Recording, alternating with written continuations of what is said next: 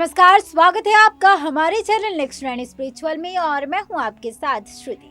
आज हम अपनी इस रिपोर्ट में बात करने जा रहे हैं कृष्ण लीला की। जैसा कि हमने पिछले वीडियो में कृष्ण लीला की कुछ बातें आपको बताई, आज हम अपनी इस रिपोर्ट में इस लीला को आगे बताएंगे कि आगे की लीला में क्या हुआ। तो चलिए बताते हैं अपने इस खास रिपोर्ट में कि कृष्ण लीला में आगे क्या हुआ। बता दें आपको कि नारद जी सीधे गोलोक जाते हैं। श्री कृष्ण कहते हैं, बहुत दुखी होकर आए हो भक्तराज। नारद जी कहते हैं, प्रभु दुख तो मुझे उस अभागे पर आता है। यह सुनकर श्री कृष्ण कहते हैं कि तुम उसके लिए दुख ना करो, यह महामाया का खेल है, जो हो रहा है उसे होने दो। तब नारद जी कहते हैं, सचमुच आपकी महामाया का खेल बड़ा प्रबल है। जिस अष्टम पुत्र को वह वर्षों से ढूंढ रहा था, वही रहस्य हमने उसे बताया तो आपकी माया ने उसकी बुद्धि ऐसी भ्रमित कर दी कि वह हमें ही झूठा कहने लगा।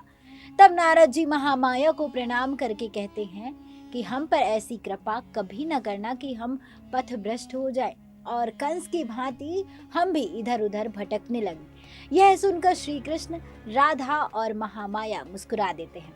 तब श्री कृष्ण कहते हैं कि आप अपनी चिंता क्यों करते हैं नारद।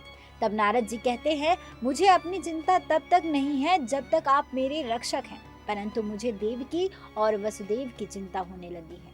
ये क्रूर कंस उन्हें बहुत दुख देगा प्रभु। तब श्री कृष्ण कहते हैं कि जरा सोचो, आज तक उनकी रक्षा किसने की है। नारद जी कहते हैं, आपने प्रभु। तब श्री कृष्ण कहते हैं, नहीं, वास्तव में वही सुरक्षित है जो धर्म की रक्षा करता है, तो धर्म उसकी रक्षा करता है। जो प्राणी अपने धर्म पर दृढ़ रहता है, उनका धर्म ही उनकी रक्षा करता है। उधर कारागार में देवकी और वसुदेव जी के लिए अक्रूर जी भेष बदलकर भोजन देने वाला व्यक्ति बनकर पहुंचते हैं और बताते हैं कि रोहिणी, यशोदा, नंद बाबा के हाल, और फिर वे कहते हैं कि दोनों बालकों को विद्या अध्ययन के लिए भेजा जा रहा है। देवकी कहती हैं कि उन्हें किसी गुरुकुल में भेजना तो खतरा होगा, क्योंकि वहां उनसे उनके माता पिता के बारे में पूछेंगे, इसलिए उन्हें गुरुकुल भेजना उचित नहीं। फिर अक्रूर जी कहते हैं कि कृष्ण का रहस्य केवल हम जानते हैं, नंद राय और यशोदा नहीं जानते हैं। जब मैंने श्री कृष्ण के विद्या अध्ययन के बारे में कहा तो उन्होंने कहा कि हमारा पुत्र तो एक ग्वाला है, रोहिणी के पुत्र की तरह राजकुमार नहीं। उसे विद्या अध्ययन करके क्या करना है, गाय ही चराना है। तब देवकी कहती हैं कि इस पर रोहिणी दीदी ने क्या कहा। अक्रूर जी कहते हैं कि रोहिणी भी यही सोचती है कि बलराम के साथ कृष्ण को भेजना उचित नहीं, लेकिन देवकी माता कहती हैं कि छोटे भाई को बड़े भाई से अलग करना उचित नहीं। वसुदेव जी कहते हैं कि तब मेरा निर्णय यह है कि दोनों को वहीं गुपचुप तरीके से वहीं शिक्षा दी।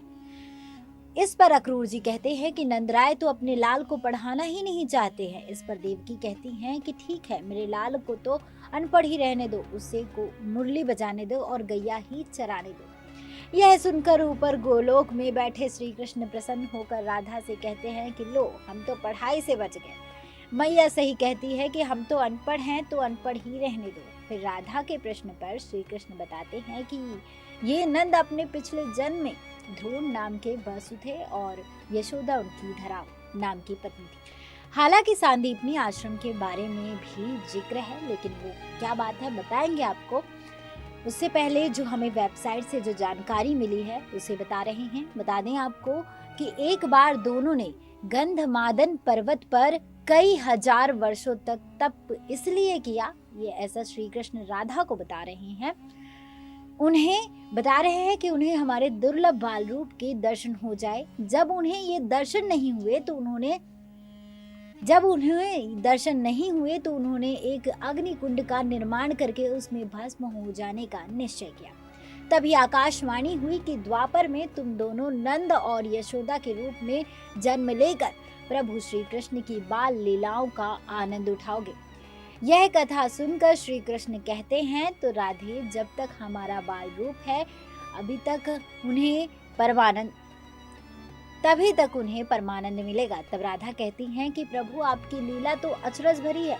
यह कथा सुनकर नारद जी श्री कृष्ण की स्तुति करने लगते हैं। वही बाद में श्री कृष्ण और राधा को थोड़ा बड़ा बताया जाता है। दोनों यमुना के घाट पर बैठे रहते हैं, दोनों एक दूसरे को निहारते रहते हैं। तभी राधा की सखी ललिता मनसुखा के साथ झाड़ियों में से आवाज लगाकर कहती है, राधा तेरी मैया तुझे ढूंढ रही है। राधा उठकर जाने लगती है तो श्री कृष्ण कहते हैं कि फिर कब मिलोगी, कल आओगी, मैं यही प्रतीक्षा करूंगा। तब राधा कहती है कि रोज रोज कैसे गोकुल आ सकती हूँ, कल किस बहाने से आऊंगी। तब श्री कृष्ण कहते हैं कि अच्छी बात है, तो कल मैं बरसाने आ जाऊंगा। जब मुरली बजाऊं तो समझ जाना कि मैं नदी किनारे तुम्हारी राह देख रहा हूँ। इस पर राधा कहती है कि नाना, मैं हाथ जोड़ती हूँ, मुरली मत बजाना। तुम्हारी मुरली की धुन से सभी ग्वाल वालियों को पता चल जाएगा। पहले ही घर में मेरी और तुम्हारी चर्चा होने लगी है। तू नहीं जानता तेरे लिए मुझे कितनी निंदा सहनी पड़ती है। उधर मनसुखा कहता है, कान्हा तुम तो प्रेम के चक्कर में ऐसे गुम हुए कि तुम्हें तो कोई खबर ही नहीं है कि पंचायत में क्या फैसला हुआ है। कान्हा पूछते हैं क्या हुआ। तब मनसुखा कहता है कि अब तक यह फैसला ही नहीं हुआ है कि इस बार होली बरसाने में होगी या गोकुल में। नंद बाबा अड़े हुए हैं कि होली गोकुल में ही हो, लेकिन बरसाने वाले भी अड़े हुए हैं कि होली बरसाने में ही हो। तब श्री कृष्ण कहते हैं कि तो चलो अभी फैसला कराए देते हैं। उधर श्री कृष्ण पहुंचने के लिए पहले ही निर्णय हो जाता है कि इस बार भी होली गोकुल में ही होगी। तब वहां बरसाने की ग्वालिनों और गोपियों के बीच नोक झोंक होती है। फिर बरसाने और गोकुल के लोगों के बीच होली का रंगारंग उत्सव मनता है। कान्हा के संग राधा की होली सभी गोप और गोपियां देखते ही रह जाते हैं। आकाश से देवता लोग फूलों की बारिश कर देते हैं। फिर सभी लोग यमुना घाट पर स्नान करने जाते हैं। स्नान करते हुए लोग कहते हैं कि जीत तो बरसाने वालों की ही हुई है। तब एक कहता है कि अरे बरसाने वालों की नहीं, बरसाने वालियों की। दूसरे घाट पर यशोदा मैया और राधा की माता स्नान करते हुए गोपिकाओं की बातें करती रहती है। बाद में राधा की सखियां राधा को यमुना घाट पर छोड़ते हुए कहती हैं कि यहाँ तक तो हम तुझे ले आए हैं, अब आगे तेरा काम। तेरा कान्हा बांसों के झुंड के पीछे तेरी राह देख रहा है। फिर राधा कान्हा के पास चली जाती है। तब एक सखी कहती है, अच्छा ललिता, तू सच सच बता कि तू भी अंदर ही अंदर कान्हा को बहुत प्रेम करती है। तब ललिता कहती है कि अंदर ही अंदर क्यों, अंदर बाहर दोनों तरह से करती हूँ। तब वह सखी विशाखा कहती है, तो फिर ये क्या है, राधा को स्वयं उसके पास भेजकर पहरा देना। तब ललिता कहती है कि क्योंकि यही प्रेम की रीत है, जिससे प्रेम करो उसकी खुशी को अपनी खुशी मानो। प्रेम स्वार्थ का नहीं, तपस्या का नाम है विशाखा। तब विशाखा कहती है, तू धन्य है ललिता, मेरी दृष्टि में तेरा स्थान राधा से भी ऊंचा है। तब ललिता कहती है, छी ऐसा मत कह, राधा के लिए जिसे मेरा प्रियतम प्रेम करता है उसे मैं अपनी स्वामिनी मानती हूँ। यह कहने के बाद ललिता कहती है कि वैसे कृष्ण से कौन प्रेम नहीं करती, सच बोल, तू भी नहीं करती। तब विशाखा थोड़ा संकोच करते हुए कहती है, हाँ। इस पर विशाखा कहती है, पगली प्रेम करती है तो देना भी सीख, वह भी हंसकर। तभी कुछ ग्वालिनें सिर पर मटकी रखे निकल रही होती हैं तो पूछती हैं, यहाँ बैठी क्या कर रही हो। तब ललिता कहती है कि सुखिया की प्रतीक्षा कर रही हैं, हम लोग यमुना स्नान को जा रही हैं। फिर उधर राधा और श्री कृष्ण को रास लीला करते हुए बताया जाता है। श्री कृष्ण को राधा अपने वस्त्र पहनाकर राधा बना देती है और खुद श्री कृष्ण बन जाती हैं। तब श्री कृष्ण कहते हैं, देखो बन गया राधा। तब राधा कहती हैं कि यह तो तुमने वस्त्र पहने हैं, असली में राधा बनोगे तब समझ पाओगे कि राधा के प्रेम की पीड़ा क्या है।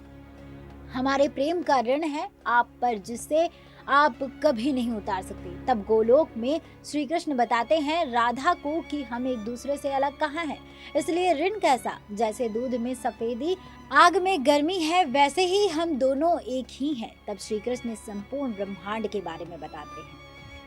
आगे क्या हुआ और क्या बताते हैं बताएंगे आपको अपने अगले वीडियो में। बता दें कि ये पूरी जानकारी वेबसाइट्स और अन्य जगहों से प्राप्त हुई है। ये जानकारी आपको कैसी लगी आप हमें कमेंट बॉक्स में कमेंट कर जरूर बताएं और इस वीडियो को ज़्यादा से ज़्यादा लाइक करें, शेयर करें और चैनल को सब्सक्राइब करें और देखते रहिए नेक्स्ट 9 स्पिरिचुअल। जय श्री कृष्ण।